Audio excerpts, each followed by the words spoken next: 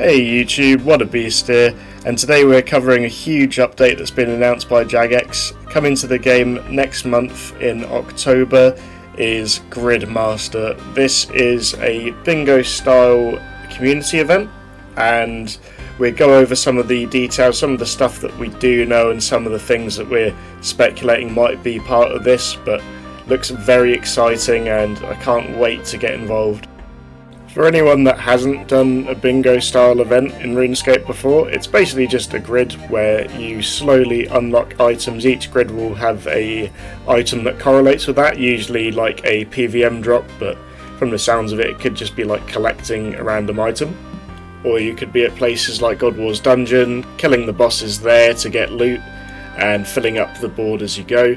So there's a lot of potential here and a lot of speculation about what items will be going for during that grind. Personally, I'm very excited for this update because my clan chat, We Play Hard, are an Iron Man clan chat, and we've done quite a few bingos over the years. They're always very fun, spirited events, and this is just like a macro version of that where the whole game's involved, so can't go wrong with that. So moving over now to the Old School RuneScape website, they've got a blog post discussing the Gridmaster update and have been mentioning how they've been planning this event for quite a long time. So it's good to see that they've been putting a lot of thought into the update. Now, for the overview, they say when looking at what to work on for their very first project, they wanted to take inspiration from things that they're currently doing and incorporate elements that are already embedded and well known within the community. So while leagues are a core part of Old School RuneScape and aren't going anywhere, as they're already in pre-production for the next one, they're always looking for new ways to deliver exciting content. So with inspiration from leagues and this community's love of bingo, Gridmaster is a new fun experience with a focus on challenges, theory crafting, and most importantly, mastering the grid your way. It's designed to be approachable and rewarding for everyone, regardless of playstyle. So for 4 weeks, this event will be hosted on exclusive worlds outside of the main game, with each player starting from a fresh save to make sure the experience is the same for everyone.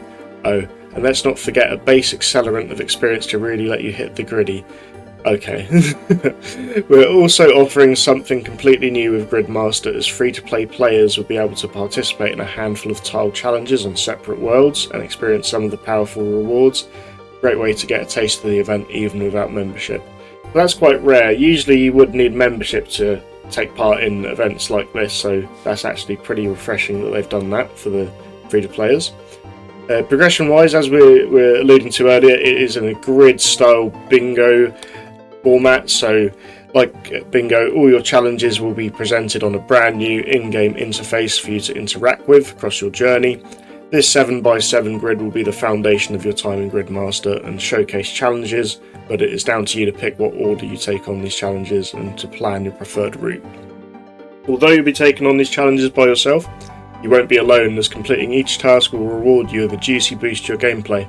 This could be in the form of previous player favourite relics, auto-completion of whole quest lines, or maybe you can actually grow that bush which spawn T-bows. That's a great idea. So not only will each task give you a nice reward, but akin to the bingo spirit, completing a line, either horizontal or vertical, will give you even more power, providing you all kinds of crazy power-ups and previous leagues items. So why would you want to play? Well, for fun, but also cosmetic rewards. So to celebrate the very first community event, they want to make sure you can give you something to show off your participation once Gridmaster is over.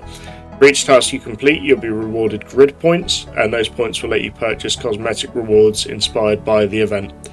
They want the awards to be available after the event is over, so they want to give players the opportunity in the future to acquire these cosmetics even if Gridmaster doesn't return.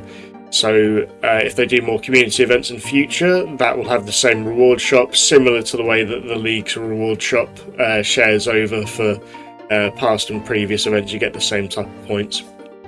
First item they're showcasing here is a grid tabard, so funky piece of fashionscape right there, medieval style tabard. We don't have any tabards in the game, which is unusual because it is medieval style and tabards are very medieval heavy.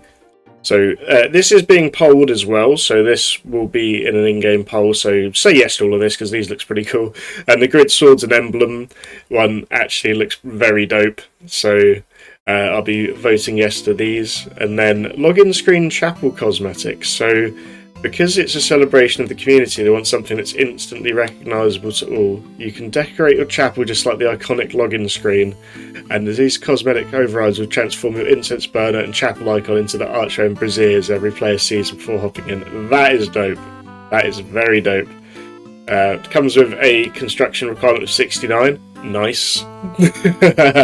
Love that. So yeah, I'm loving the sound of this update. Really looking forward to it coming into the game. October 15th is when it will start, so if you are wanting to get in on this, potentially book some time off work, I'm going to be looking to do that, I think, because this is going to be fun content. You start from fresh, grind it all out. Sounds fun all around. What's not to love? Now, as this is also Wednesday, my dudes, it would be remiss if we didn't go over the Wednesday update, so there's now Doom combat achievements, so the Doom of Mokoyotl, if that's how it's pronounced. You now have to do this if you want your Zuck helm.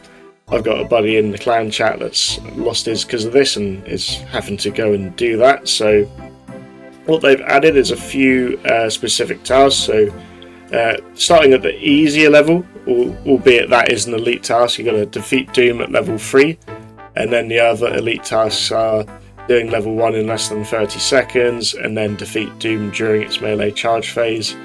That's okay because you can max hit it during that phase, so that's not too bad at all in terms of difficulty. But then coming on to Master, you do have to get your level 8 completion, so some players might find that a bit more difficult.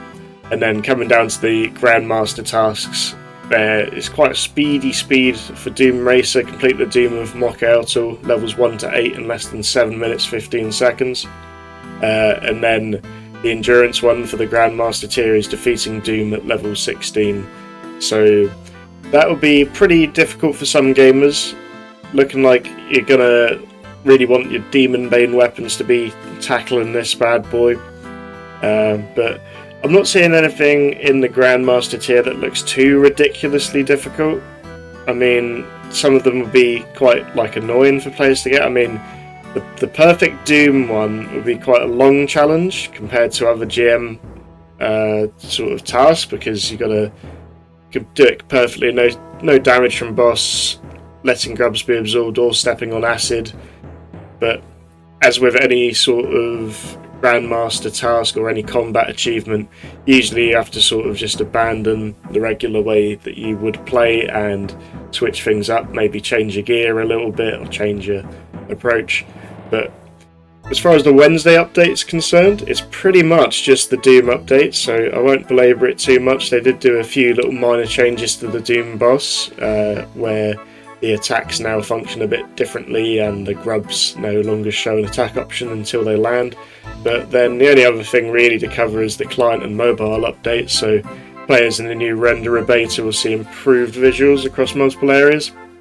So fixes for Flickering and Motherlode Mine, Stronghold of Security, Fremnik Isles, Draenor Manor, White Wolf Mountain, Cafferby, Sears Village and Camelot Castle, and stash units are now correctly visible above the terrain with the new renderer beta. I've not actually tried the renderer beta yet.